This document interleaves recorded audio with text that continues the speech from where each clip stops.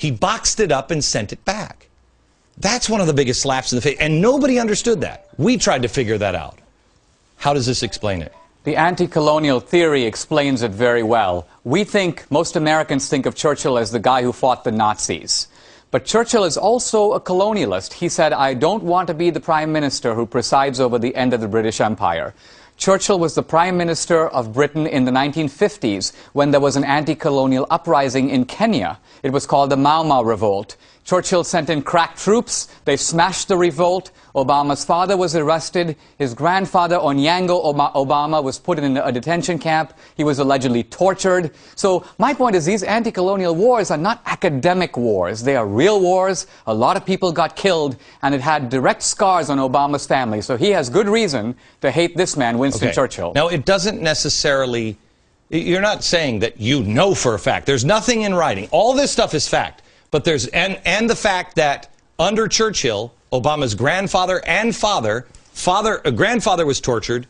Was father tortured too? The father was not tortured, but he was arrested as a suspected sympathizer of the rebels. So, yes, it is opinion. I guess what I'm saying is the theory is powerful if it has explanatory power, if it's able to account for facts. Okay, got it. Lockerbie letter. The Lockerbie letter is a letter sent by Obama secretly to the Scottish government saying it's okay to release Abdel Basset al-Megrahi, the Lockerbie bomber.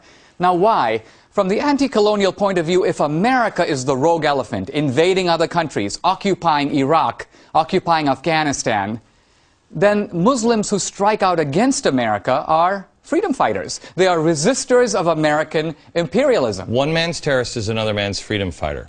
Now, this does not mean that he supports al-Qaeda or he is in any way supportive. He just has a different...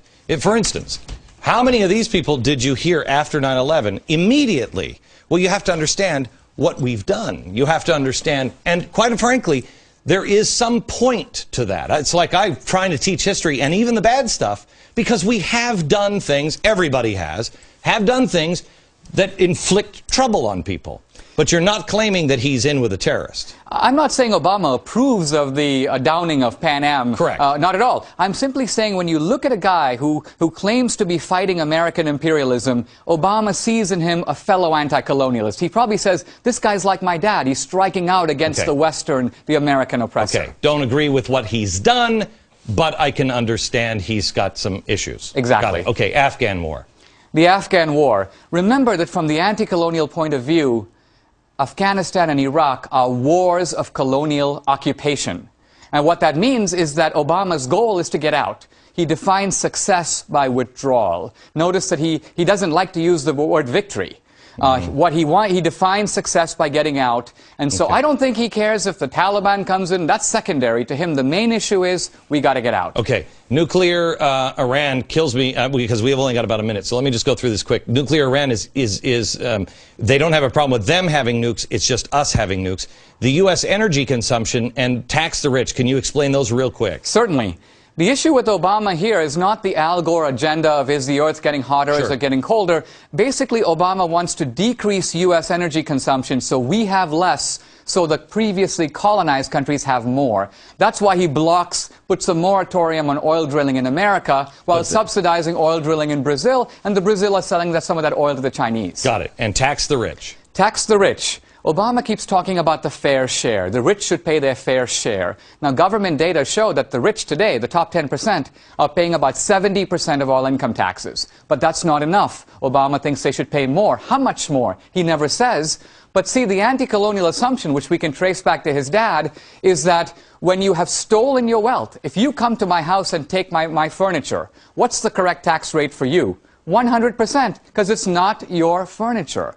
So when you look at wealth as greed and profiteering, as exploitation, then there's no limit to how much you can tax the rich. Morally. Morally. So that shows how he can honestly say, and you can understand his motives, and honestly say, he doesn't think he's being evil. He doesn't think he's doing wrong. He thinks he's doing good. Because morally speaking, This is all stolen wealth. This is the key point. Obama is not anti-American in that he wishes ill on America. He wants what's best for America. He thinks it's really bad for us to be a colonial power. And therefore, in his view, he is doing right for America by pulling us out, by knocking us off our pedestal, by, in a sense, taking us from being the world's arrogant superpower. He wants us to share the wealth. He thinks he's going to get a better America. The problem is he's stuck in this theory. He's frozen in this time machine. In a sense, he's the captive of the ideology of a Luo tribesman from the 1950s. Okay. It's an incredible idea. All right, America, I'm telling you, this is the best theory that I have heard. This, to me, rings true. In the end, it may not be, but we have to have a debate, not on the facts, but on the opinions. Does that fit? They will try to make sure that you don't believe any of these facts because of the opinion he draws from them. You must read this book because you will finally understand it this is my current understanding, as I think I finally do. Dinesh, thank you very much. The book, Roots of Obama's Rage. Pick it up now. The president and the entire left are trying to recapture their 2008 magic of hope and change. But George Bush is no longer in the White House and Barack Obama is. And so things are presenting a problem. The fact that they saw you show up by the hundreds of thousands on 8/28, the hundreds of thousands, all underneath the trees, that shook them to their core. They are now playing defense. They're freaked out. So they know they have to energize their voting base again. And this is where the leaves begin to change. And we could be entering winter or we could be going right to spring. They're putting on a rally this weekend. A rally, by the way, that requires mandatory attendance for at least some union members. Listen to this. Are your members doing this because they have to or they want to? My members are doing this for both reasons. They have to and they want to. They're ready for a fight. They have to and they want to because they're ready for a fight. Wow. I don't remember forcing anybody to come to 8/28, and I said, leave your signs and everything else at home. This isn't about fighting. This is about becoming more like Martin Luther King or Gandhi. But look, this is what is coming your way. This is one nation coming together. Is this your nation? The Young Communist League, the International Socialist Organization, all the labor unions, National Action Network, No Justice, No Peace, the Peace and Freedom Party that's running, I believe, a convicted killer, Jeremiah Wright's church. I mean, this, really, is this it? Communist, socialist, and radicals. That's not name-calling. That is a fact. It's all right here on their own websites, and they are all proudly standing with the president, and the president is proudly standing with them. I can't stand with these people. Can you? I mean, I give them their right for freedom of speech. I wish them no harm. But I can't stand because their principles and values represent the destruction of America, the intentional destruction of America. Communism, socialism are not compatible with the Constitution of the United States. They have called some of these groups for violent revolution. They want globalization, the redistribution of wealth. They want a government that is totally immersed in your life. Now that is a fact. That's not opinion. That is a fact. Now that's not what I believe in. I don't think it's what you believe in. It's not America. 70% of Americans, when it just comes to something simple as tax and the size of government, there was a new poll out that says 70% of Americans think that raising taxes would be a mistake. 70%. Lower taxes, smaller government. If seeing this, and seeing who's putting this together, if it doesn't get your neighbors to the polls on November 2nd, I don't know what will. If they're not energized or motivated to energize others, the republic will be lost. The America that we love, the America that we have known, good, bad, and ugly, it's up for the taking. The president keeps warning his base that if the GOP wins in this election, it will stop his agenda and will go back to the policies of the past. Unfortunately, he's right in some regard.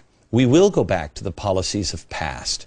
But I'd like to go back to the real past, to smaller government, where we encouraged each other to help each other out, where we encouraged each other to invent and create, less intrusion, less spending, an end to corruption. There's always been corruption, there will always be corruption, and there will always be the poor among us.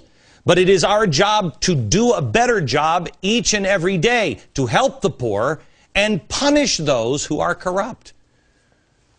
These are not the policies that got us into the mess the big government politicians like to claim. Not those. No, the progressive policies of the past, of both the Republicans and the Democrats. The policies of an out-of-control, spendthrift, big government mindset from both parties that got us into this. They spent like madmen. Let's not forget, the Democrats have held the reign of power in Congress since 2006. In 2005, in Iraq, the people inked their fingers. They inked their fingers to show that they voted. Every single person who voted was threatened.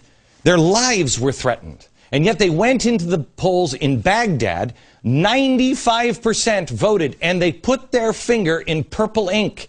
Now, that was, we get stickers. Well, I can leave and take my sticker off. They couldn't take the purple ink off. For days, they were in danger. We've had a voter turnout in some places of 35%. The average for the last midterm was 38. We are facing the worst threat. We may stand in line for 20 minutes with someone trying to sell you Amway products, or I don't know. Just, you know, somebody's like, oh, I got to tell you something, you know. But nobody's threatened our lives. Have you called your neighbor yet? Have you volunteered at a nursing home or a community center to help people get registered and tell people to vote? I'm not telling you who to vote for. I don't care if it's a Republican or a Democrat or an independent. Find someone you believe more than the other. They're doing it. These people are professional organizers. Look at the rally on Saturday. If you're still not convinced of the critical juncture to which we have arrived, I'll show you in a second why you need to be. If you remember the movie The Sting, you'll understand this real well. America is going through a similar situation. We are being played right now. Watch the color of the trees because the leaves are changing. They think you're just too stupid to realize it, but you're not. They think that they can play you yet again, but they can't. Listen to this from Senator Robin Carnahan. Listen to this. We're going to also have a Libertarian and a Constitution Party candidate running. And I will tell you, no one's going to know who they are, but it's not going to matter because Glenn Beck says you're supposed to be for the Constitution, and there is some percentage of people who will go vote for them. And in our internal polling, about 6 or 7% goes like that to the Libertarian and Constitution Party. So I'm quite sure that whoever wins is going to do it with less than 50% of the vote. You just don't sound like you think those Constitution Party votes are going to come out of your account. What do you think? I think you're right. Laughing that you don't think someone who wants to go vote for the Constitution is going to hurt you. Holy cow. This isn't a game, America. And we're in the end phase of the setup. Get your friends and neighbors to go in record-breaking numbers to vote. More in a second.